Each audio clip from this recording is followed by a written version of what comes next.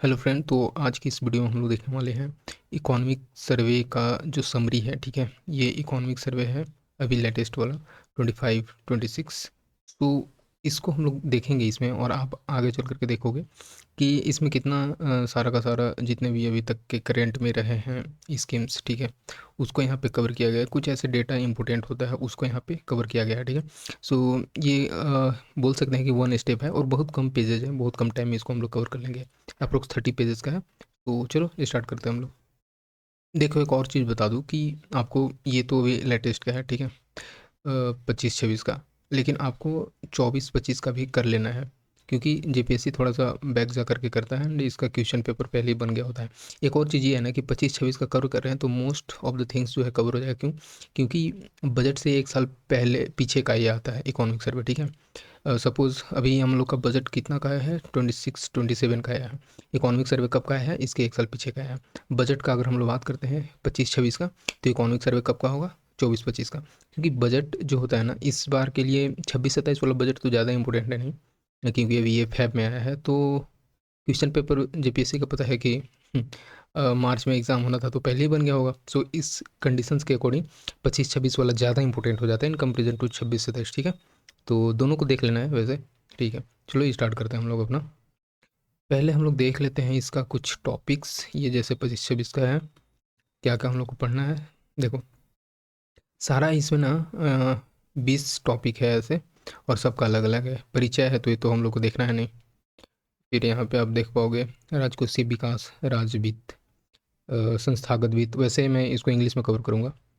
फिर rural development and panchayati राज हो गया, काफ़ी इंपॉर्टेंट है, पेशा के अभी जो आया है, जो कि 2 फैब 2026 से अप्लाई हो गया है, ठीक है, झारखंड में। फिर अर्बन डेवलपमेंट, रूरल मतलब शहरी विकास, ठीक है।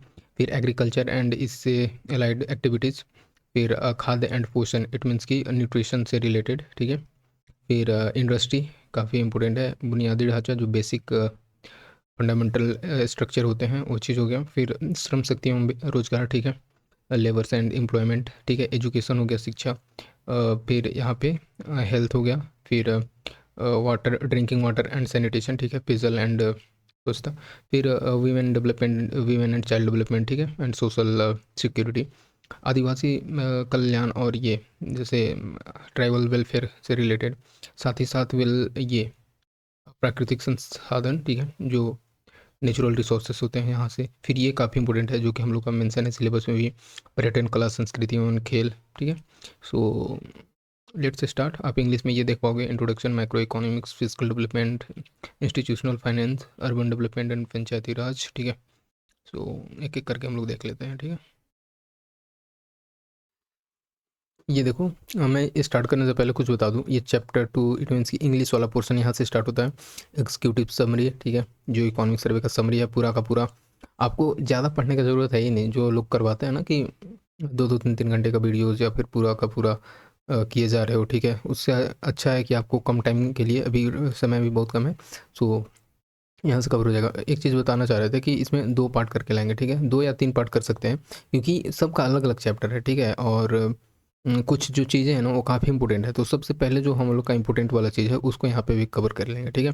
फिर इसको हम लोग 2 पार्ट में करके ला लेंगे, इसको प्लेलिस्ट बनाएंगे। सो let's start with the topic like, तो हम लोग स्टार्ट कर रहे हैं एग्रीकल्चर एंड एलाइड सेक्टर से, ठीक है, एलाइड एक्टिविटीज़ से।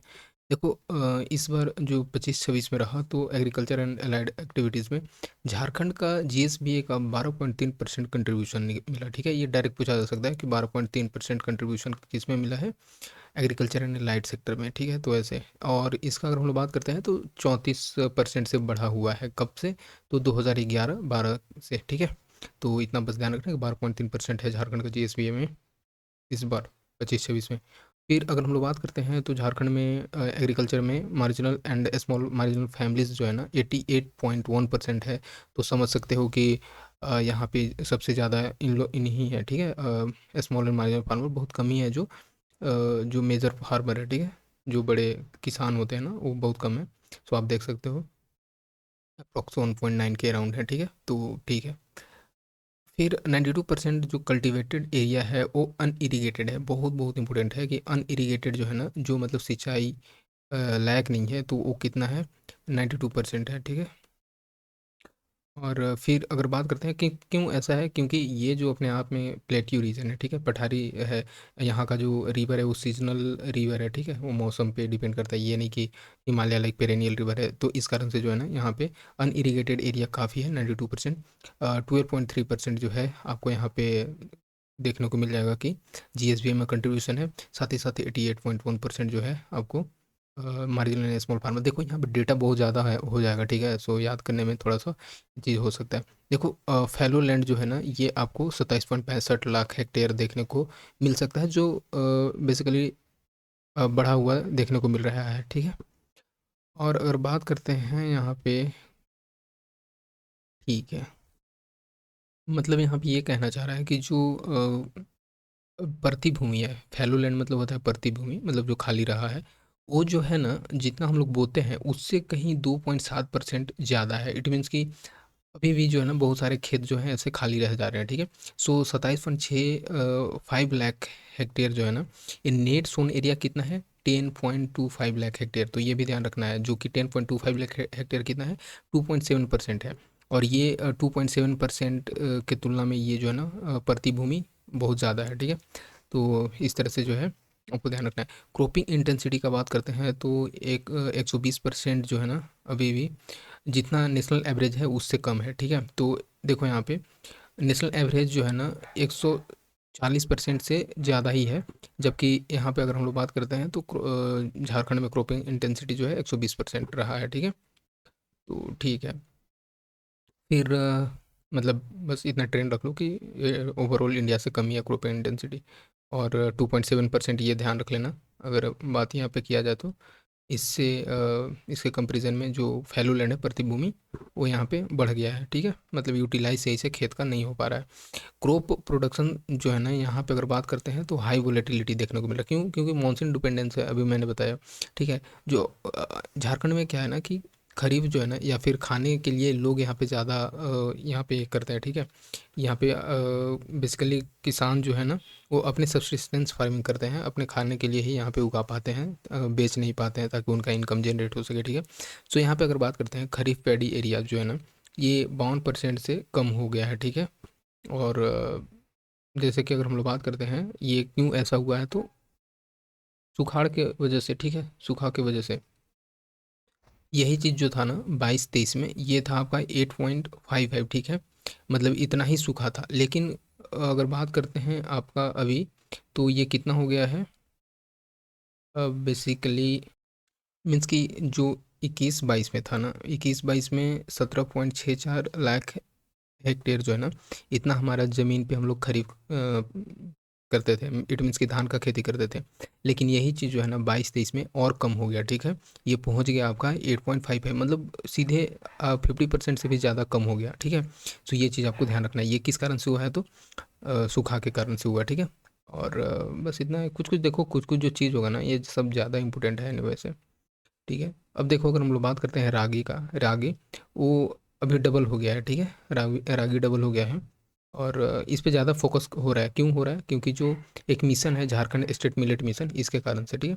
और इसको अभी नाम बदल दिया गया है, झारखंड मड़ुआ क्रांति कर दिया गया है, ठीक है, जिसको कि मड़ुआ रिवॉल्यूशन भी बोलते हैं, ठीक है। और ये कब किया गया है, तो लेटेस्ट का है दिसंबर 2025 का, तो इस कारण से इंपॉर्टेंट हो जाता है। बोलेगा कि नाम कब बदला गया, तो दिसंबर 2025 में झारखंड झारखंड मड़ुआ मिशन कर दिया गया, ठीक है, इस मिलेट मिशन को। अब क्या है कि इस पे क्या हो रहा है ना कि अब फिंगर मिलेट पे ज़्यादा फोकस देखने को मिल रहा है, ठीक है। और फिर अगर बात करते हैं तो मिलेट आउटपुट जो है ना वो प्रोडक्टिविटी में अभी नेशनल एवरेज जितना है ना उसको भी सरपास कर दिया है, ठीक है। ये कितना हो गया है, तो 1060 kg पर हेक्टेयर, ठीक है।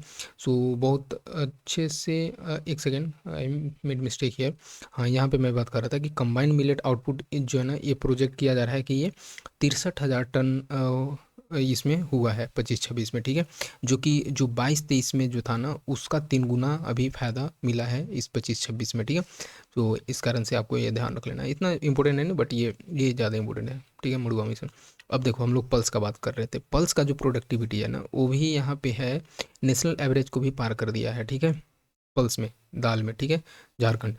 जबकि अगर हम बात करते हैं ऑयल सीड के बारे में, जैसे ऑयल सीड में क्या आ जाएगा आपका, सरसों आ जाएगा, तिल आ जाएगा, ठीक है। तो इस तरह से तो ये क्या हो गया है कि अभी भी जो है ना नेशनल एवरेज से कम ही रहा है, ठीक है। ये 200 से 300 केजी पर हेक्टेयर ही रहा है। अगर हम लोग बात करते हैं वेजिटेबल प्रोडक्शन का, तो ये आपका 43.89 इतना इंपॉर्टेंट है, डेटा इंपॉर्टेंट नहीं है, बस थोड़ा सा ट्रेंड याद रखना। सो 43.89 लाख टन जो है ना ये 23-24 में था, ठीक है, ठीक है बस। जबकि अगर हम लोग बात करते हैं टोमेटो का आउटपुट, तो ये 43% से बढ़ा है, ठीक है। तो ये ध्यान रख लेना है, टोमेटो ज़्यादा होता है वैसे आपको कुछ रीज़न में। अगर हम लोग बात करते हैं, ये ऐसे झारखंड है, तो ये जो नॉर्थ वेस्ट वाले रीजन है ना, इधर टोमेटो होता है। ओके, देखो फ्रूट का बात करते हैं, फ्रूट एरिया, और सबसे ज़्यादा मैंगो होता है यहाँ पे। तो फ्रूट एरिया का प्रोडक्शन जो है ना वो आपका 115,000 हेक्टेयर से पहुँच गया है, ठीक है। जो कि आप 115,000 हेक्टेयर एंड 12.85 लाख टन्स, ठीक है, इतना आपको देखने को मिला। तो इतना डेटा याद नहीं है, बट याद रखना कि जो मैंगो है ना वो यहाँ पे सबसे ज़्यादा है, 54%, ठीक है, टोटल फ्रूट एरिया का, और 42% जो फ्रूट प्रोडक्शन का, ठीक है। सो एरिया में 54% है, और फ्रूट प्रोडक्शन में भी, तो दोनों में ये लीड कर रहा है मैंगो। अगर हम लोग बात करते हैं दूध प्रोडक्शन का, तो मिल्क प्रोडक्शन जो है ना 28% बढ़ा है, ठीक है। ये कंपेरिजन किया जा रहा है 19-20 से, ठीक है। तो अभी कितना हो गया है, 2.97 मिलियन टन्स 23-24 में देखने को मिला, जबकि 19-20 में 2.32 मिलियन टन था, ठीक है। और ये जो है ना ये एनुअल ग्रोथ रेट इसमें देखा जा रहा है 5 से 6% का, पर इतना ज़्यादा इंपॉर्टेंट नहीं। अब अगर हम बात करते हैं आउटपुट जो है ना ये क्रॉस कर जाएगा इतना मिलियन टन 24-25 में, इतना कुछ ये सब इंपॉर्टेंट नहीं है, बस छोड़ दो। मीट का अगर हम लोग बात करते हैं, तो मीट प्रोडक्शन में जो है ना ये सबसे ज़्यादा तेज़ी से ग्रो हो रहा है, ठीक है। और ये लाइव स्टॉक में सबसे ज़्यादा ग्रो होने वाला है। और जबकि ये कितना हुआ है, तो 35% जो है ना हुआ है।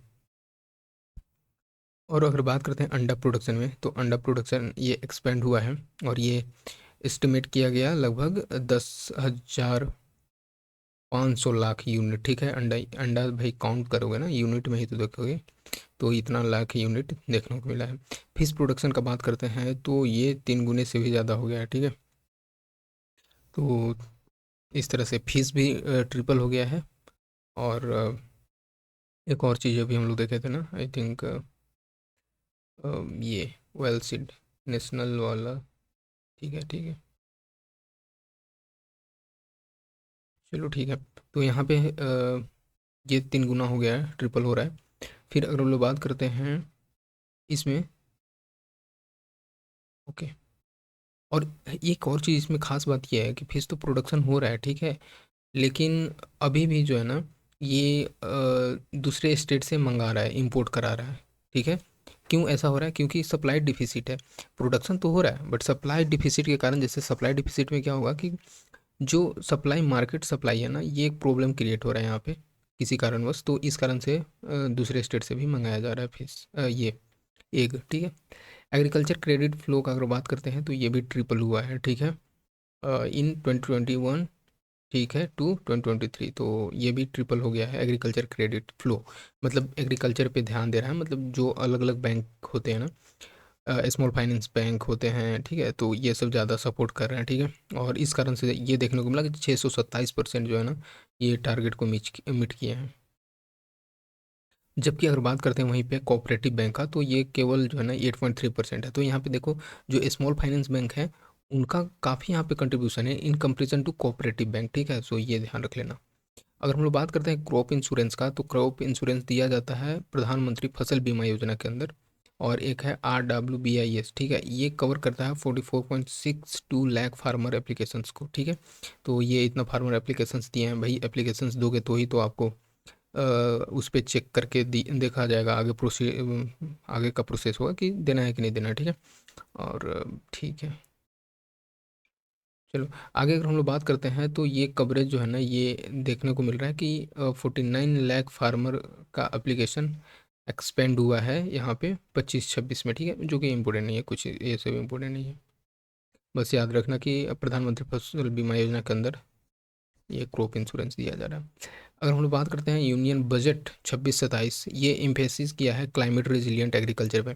मतलब यूनियन गवर्नमेंट भी, मतलब सेंट्रल गवर्नमेंट जो है ना, ये काफ़ी फोकस कर रहा है कि भाई आप एग्रीकल्चर ऐसा करो कि बहुत सारा अगर जो क्लाइमेट का अगर प्रभाव पड़ता है तो वो चीज़ से आप जो क्रॉप्स है उस पे ज़्यादा असर न पड़े, ठीक है। तो ये चीज़ यहाँ पे बात किया गया है और इसके लिए एक यस टेक अडोप्ट किया गया। तो पूछ सकता है कि यस टेक किससे रिलेटेड है, इसका क्या काम है, ठीक है। तो ये एक बेसिकली टेक्नोलॉजी है जो कि आप इसके थ्रू देख सकते हो कि कितना क्या चल रहा है, ठीक है। आप एस्टिमेट कर सकते हो। तो बेसिकली ये एक यील्ड एस्टिमेशन का है कि आने वाला टाइम में कितना प्रोडक्शन मेरा हो सकता है, ठीक है।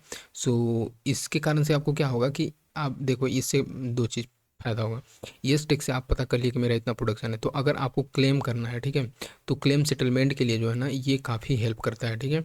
जबकि एक और है एग्री स्टैक इनिशिएटिव। तो ये क्या करेगा कि जो ऑटोमेटिक फार्मर आईडी इंश्योरेंस है उसको थोड़ा सा यहाँ पे हेल्प करेगा, ठीक है। मतलब ऐसा नहीं है कि पहले जैसा कि पेन पेपर वाला मोड।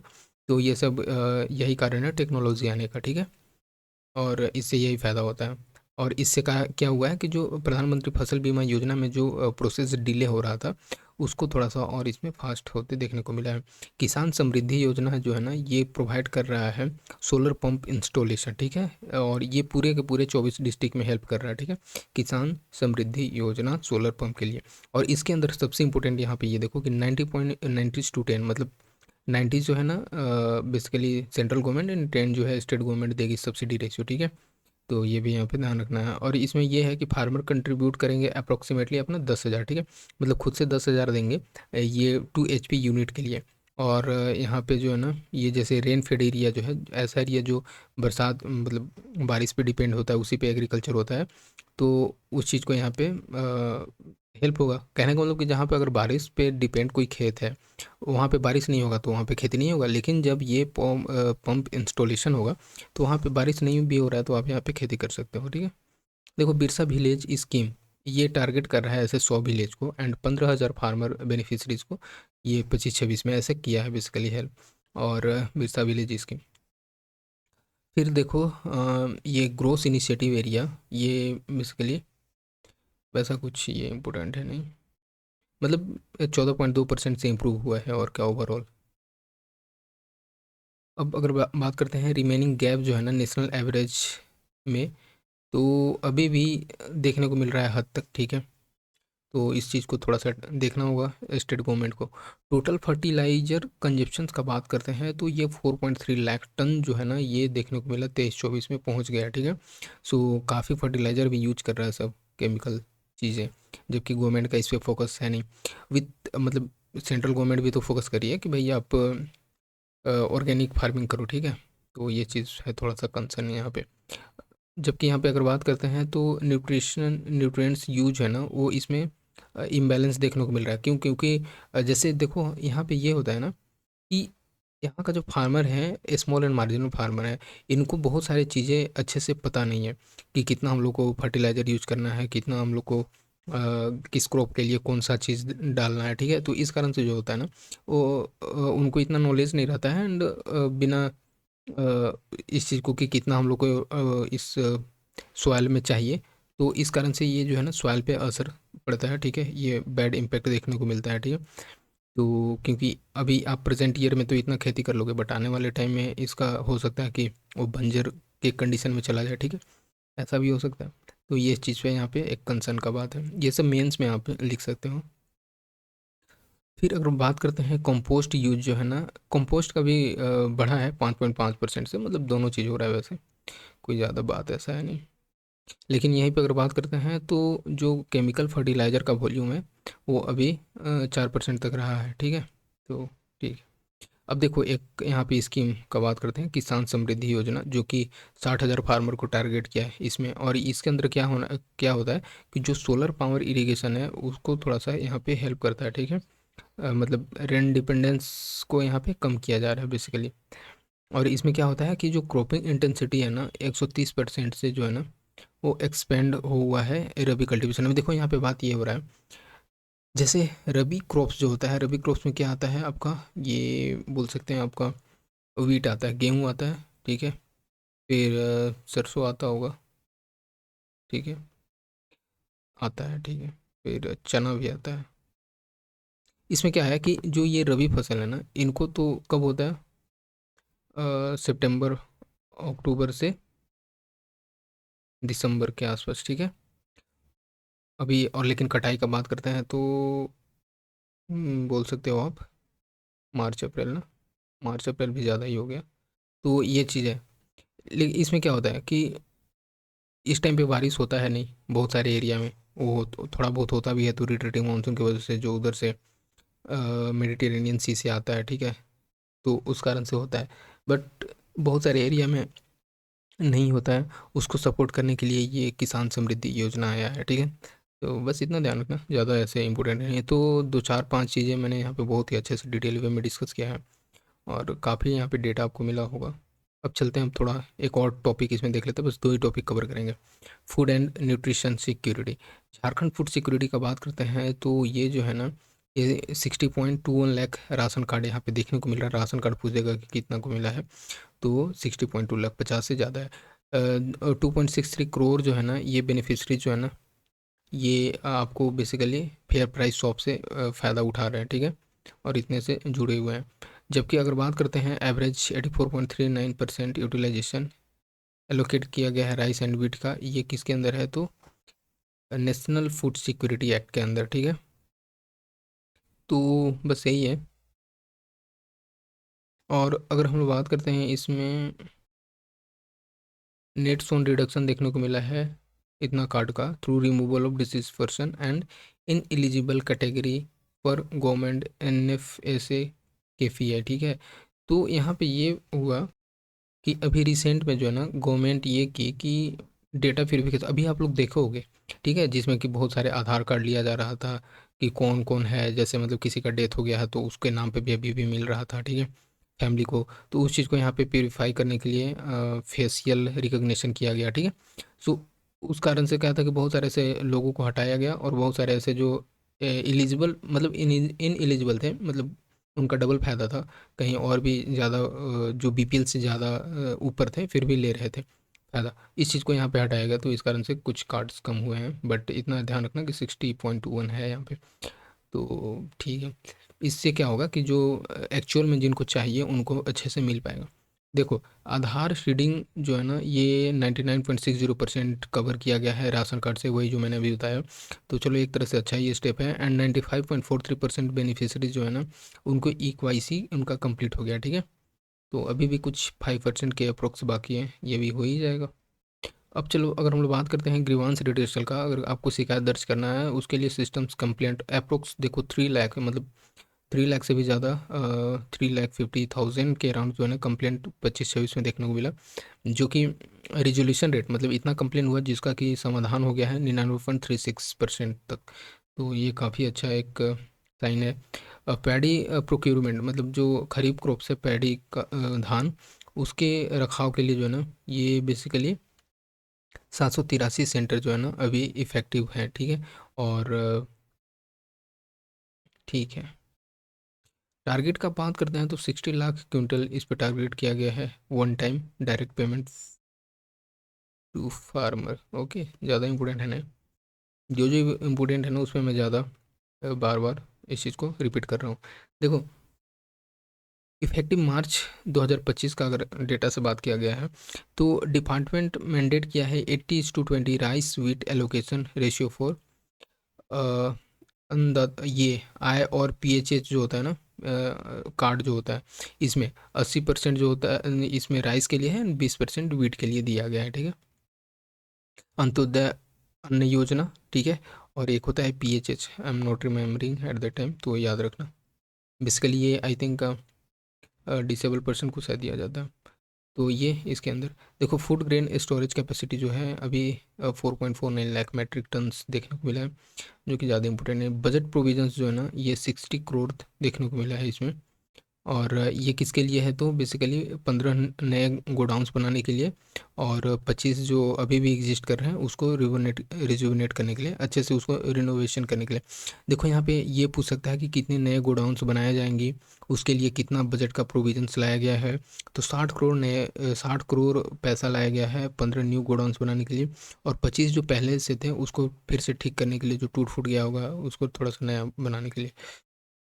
अब अगर बात करते हैं एफसीआई जो है ना, फूड कॉरपोरेशन ऑफ इंडिया, तो वो क्या कर रही है कि एक वेयर हाउस कन्वर्जन का बात किया गया है स्मोक फायर सेंसर्स। तो ये एक बेसिकली टेक्निक होता है जिससे कि जो क्रॉप्स, मतलब जो धान वगैरह है या फिर जो भी, मतलब धान नहीं, चावल बोल सकते हैं, राइस एंड जो भी ऐसे ग्रेन्स वहाँ पे रखे गए हैं, उसको थोड़ा सा लंबे समय तक स्टोर करके रखा जा सके, ठीक है। सो इस कारण से देखो, पर कैपिटा फूड अवेलेबिलिटी का बात करते हैं तो अभी वो थोड़ा सा इम्प्रूव हुआ है, ठीक है। राइस अवेलेबिलिटी का बात करते हैं तो वो 137.6 केजी पर पर्सन से बढ़ा हुआ है, ठीक है। जबकि वहीं पे वीट का बात करते हैं तो 16.3 केजी, पल्स जो है 29.34। तो चावल के बाद दाल है, उसके बाद गेहूँ है, ठीक है। अप्रोक्सीमेटली 3 टाइम्स जो है ना अर्लियर लेवल, मतलब पहले कम था, अब थोड़ा सा उसके 3 गुना हो गया है इसके। बेसिकली लोगों के लिए इतना है चीज़ें, ठीक है। मिल्क अवेलेबिलिटी का बात करते हैं तो वो भी बड़ा है, मिल्क की जो ज़रूरतें हैं वो भी यहाँ पे, ज़रूरतें नहीं बोल सकते हैं, मतलब मिल्क की जो अवेलेबल जो था ना, वो बढ़ा है 27.9% से, ठीक है। ओके। अब अगर बात करते हैं अंडा, अंडा भी अंडा का अवेलेबिलिटी भी बढ़ा है, ठीक है, 44.5% से, जो कि इतना ध्यान नहीं रखना है। वेजिटेबल भी यहाँ पे 1 to 6.71 केजी पर पर्सन हो गया है, ठीक है। फूड प्राइस इन्फ्लेशन का बात करते हैं झारखंड में, तो ज़्यादा नहीं है, कमी है, मतलब मॉडरेट ही है। ये कितना है पूछ सकता है कि फूड प्राइस इन्फ्लेशन कितना देखने को मिला, तो 4.09% जो है 25 जनवरी 2025 में देखने को मिला, ठीक है। जो कि नेशनल एवरेज से कम ही है, ठीक है। तो नेशनल एवरेज कितना है, 5.68% है, ठीक है। तो उससे क्या है कि झारखंड में कम ही देखने को मिला है फूड इन्फ्लेशन, तो एक तरह से अच्छा है फूड प्राइस इन्फ्लेशन। देखो, चाइल्ड स्टंटिंग का बात करते हैं, ये डायरेक्ट पूछा गया है, ठीक है। चाइल्ड स्टंटिंग जो है 39.6% है। अंडर वेट का बात करते हैं तो 39.4% है। और वेस्टिंग का बात करते हैं तो 22.4%। ये बहुत बहुत इंपॉर्टेंट है, ये नेशनल फैमिली हेल्थ सर्वे के अकॉर्डिंग। स्टंटिंग, स्टंटिंग सबसे ज़्यादा है 39.6, मतलब देखो इसको 40 दे देगा कि स्टंटिंग कितना है, 40, ठीक है। ऐसे ध्यान रखो कि जो टी होता है ना 20 नंबर पे होता है ना, इसको डबल हो गया है, ठीक है। होता है ना टी लेटर 20 नंबर पे, तो इसको डबल करोगे तो 40 आ जाएगा। तो अप्रोक्स 40 है स्टंटिंग में। अंडर वेट जो है ना, ये भी, ये इसको 39 ही रखेगा, तो मतलब stunting and wasting, under weight, stunting and under weight दोनों लगभग 39 या अप्रोक्स 40, ध्यान रख लेना बस। फिर वहीं पे अगर बात करते हैं वेस्टिंग का, तो वेस्टिंग कम है, 22.4%, 22%, ओके। जबकि अगर बात करते हैं जितने भी एक नेशनल एवरेज है उससे सारा का सारा ज़्यादा है। नेशनल एवरेज में देखो स्टैंडिंग जो है 30.5 है, ठीक है। वहीं पे अंडरवेट का ये 32 है। वेस्टिंग का 90.3 है, तो सबसे सब में ज़्यादा ही इसका है झारखंड का। एनीमिया बात करते हैं चिल्ड्रेन के बीच में, एज बिटवीन 6 to 59, ये आपको देखने को मिलेगा 67.5%, ठीक है। और डिस्ट्रिक्ट लेवल अलग अलग वेरिएशन देखने को मिला है। फूड काउंट स्कोर जो है ना, ये जो कि डाइटरी डाइवर्सिटी को मेजर करता है, पूछ सकता है कि फूड काउंट स्कोर क्या मेजर करता है, तो डाइटरी डाइवर्सिटी की, बेसिकली लोग खाते कैसे हैं, कितना, मतलब अलग अलग तरह से, ठीक है। उनका डाइट क्या है, कोई चावल खा रहा है, कोई दाल खा रहा है, कोई दोनों खा रहा है, ठीक है। ये कितना रेंज कर रहा है, तो 5.85 से 6.4 इन सिमडेगा, ठीक है। तो सिमडेगा में बात किया गया है। और 8 से ज़्यादा है ये ऐसे 12 डिस्ट्रिक्ट में। ये डिस्ट्रिक्ट हैं रांची, धनबाद, बोकारो। और ये गैप देखने को मिला नियरली 3 पॉइंट, तो इतना ज़्यादा कुछ इंपॉर्टेंट नहीं, बस ये ध्यान रख सकते हैं। वेस्ट सिंहभूम, पाकुड़, सिमडेगा, ये हाईएस्ट कंसंट्रेशन ऑफ स्टंटिंग, ये पूछ सकते हो, बहुत बहुत इंपॉर्टेंट है कि सबसे ज़्यादा स्टंटिंग एंड अंडरवेट सबसे ज़्यादा कहाँ पे देखने को मिला है। और वेस्ट सिंहभूम, पाकुड़, सिमडेगा, ये 3 दे देगा, और एक और भी अदर स्टेट डिस्ट्रिक्ट डाल देगा, तो ये ध्यान रख लेना है। वेस्ट सिंहभूम इधर सबसे नीचे हो जाएगा, पाकुड़ इधर हो जाएगा, एंड सिमडेगा भी इधर हो जाएगा यहाँ पे साउथ वेस्ट में, ओके। फिर अगर बात करते हैं मुख्यमंत्री दाल डिस्ट्रीब्यूशन स्कीम, इसमें दाल डिस्ट्रीब्यूशन स्कीम में क्या है कि 7 केजी दाल दिया जाता है पर हाउस, पर हाउस होल्ड, ठीक है। एक हाउस होल्ड में पर मंथ 7 केजी दाल दिया जाता है इसके अंदर, दाल मुख्यमंत्री दाल योजना के अंदर। और मुख्यमंत्री साल्ट डिस्ट्रीब्यूशन, इसमें 1 केजी फ्री आयोडाइज साल्ट दिया जाता है पर मंथ। दाल पता नहीं यार, शायद नहीं देते होंगे, बहुत कम ही जगह ये है। ओके, देखो न्यूट्रिशन सिक्योरिटी जो है ना, ये भी थोड़ा सा ज़्यादा ही हुआ है। और इस पे क्या फोकस किया गया है कि डाइटरी डाइवर्सिटी पे फोकस किया गया है rather than calories intake alone, ठीक है। तो कैलोरीज पे ही पहले ज़्यादा फोकस था कि चलो कैलोरीज मिल जाए तो, लेकिन अभी डाइटरी डाइवर्सिटी पे फोकस किया गया है, ठीक है। ये न्यूट्रिशन सिक्योरिटी एडवांसमेंट में। अब हम लोग बात करते हैं कि इसमें क्या किया गया है कि राइस फोर्टिफिकेशन जो है ना, ये अभी और तेज़ी से किया गया है, जिसमें कि फोर्टिफाइड राइस कर्नल्स ये सारे डिस्ट्रिक्ट में डिस्ट्रीब्यूट किया जा रहा है, ठीक है।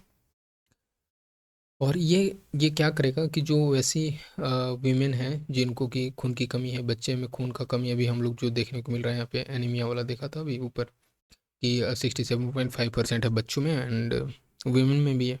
तो उस चीज़ को यहाँ पे टैकल होगा। ओ गॉड यार, ठीक है, इस चीज़ को हम लोग यहीं पे रैप अप करते हैं, and then I will discuss remaining in next, क्योंकि लाइट नहीं है एंड डिवाइस इज, ठीक है। सो ठीक है, थोड़ा सा देख लो बस, लास्ट ही है। तो एक है क्या यहाँ पे, आंगनवाड़ी सेंटर इतना बनाया जा रहा है, ठीक है, अभी एग्जिस्ट है इतना। फिर सक्षम आंगनवाड़ी, जो कि सक्षम आंगनवाड़ी में थोड़ा सा और इसको अच्छे से अपग्रेड किया जा रहा है।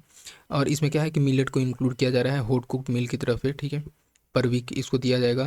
फिर पैक्स जो होता है ना, इसके इसमें इसको कंप्यूटराइज किया जा रहा है world largest grain storage plan cooperative sectors के थ्रू। फिर ट्राइबल्स एंड, ठीक है, इसको ज़्यादा अभी तवज्जो दिया जा रहा है, ट्राइबल एंड रिमोट डिस्ट्रिक्ट्स को, ठीक है, इस पे ज़्यादा फोकस किया जा रहा है। और क्योंकि जहाँ पे फूड काउंट स्कोर जो कम है, जहाँ पे स्टंटिंग ज़्यादा है, वेस्टिंग ज़्यादा है, तो उस चीज़ को पहले टैकल करना ज़्यादा ज़रूरी है। ये जो है ना ICDS, PM पोषण पोषण, फिर एनीमिया मुक्त भारत प्लेटफॉर्म, इस चीज़ पे जो है ना, इसको इसमें ज़्यादा ध्यान रखते हुए इस चीज़ पे फोकस किया जा रहा है। तो ठीक है, बाकी का हम लोग कवर करते हैं नेक्स्ट वीडियो में। Thank you so much.